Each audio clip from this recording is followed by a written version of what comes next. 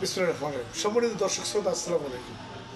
দূরের এবং কাছের, দেশ এবং প্রবাসের যারা আমাকে দেখতে পাচ্ছেন, সকলকে জানাচ্ছি সালাম, শ্রদ্ধা, হৃদয় নিংড়ানো, স্বার্থহীন, সিক্ত, অকৃত্রিম ভালোবাসা। বন্ধুরা আমার, আমি এখন যে কবিতাটা বলতে যাচ্ছি বা চাচ্ছি যে ছেলেরা দোষী না মেয়েরা দোষী।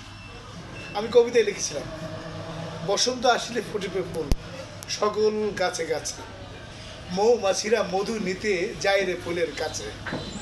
মধু যদি ফুলে দেয় বিলিয়ে, করিবে কেবা মানা, আগুনের পরশে গলে যায় মোম, কারবা নাই জানা।